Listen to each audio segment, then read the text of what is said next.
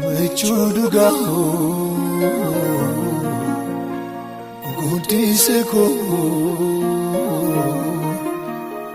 Olma keke sako gute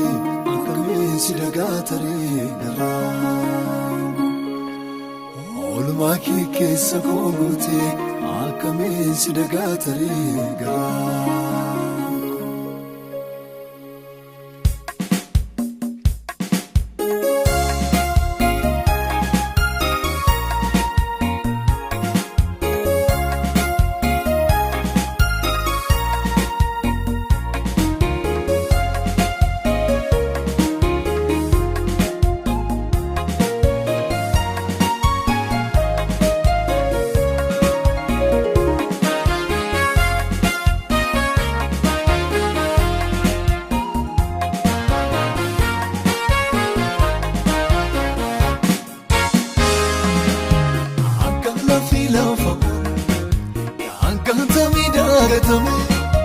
Senabisa kutata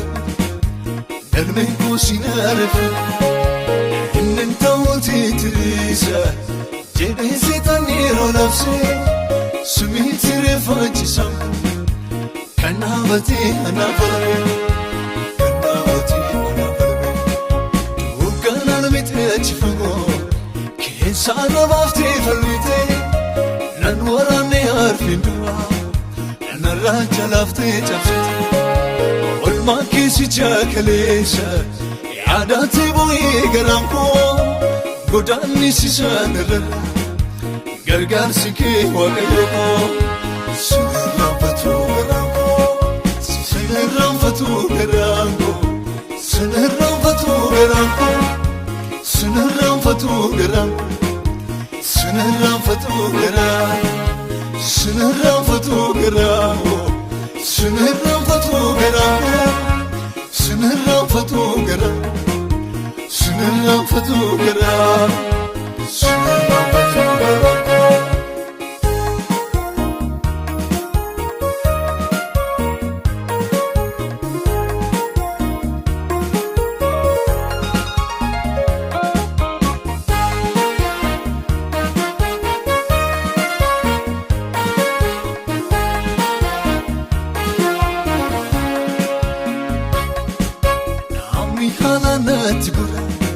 Halalina ragora Guya jabdu kot nakule Dadabi kot yaran Ofta mechuga farako Bermata guya rakina Guya mamtuna dimbegnet Hiriye ko nafora Nafosite makona Rita ilalandu kinae Asila ladis mergako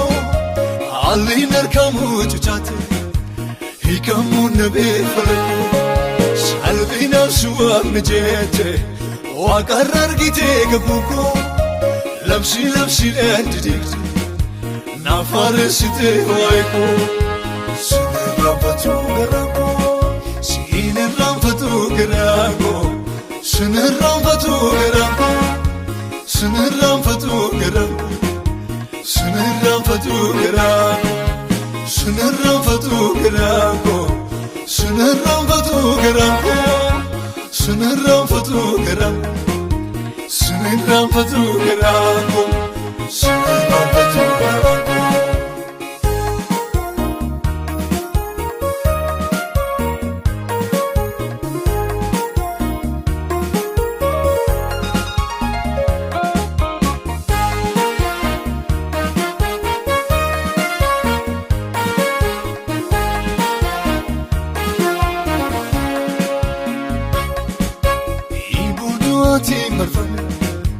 Yemun wadi kubako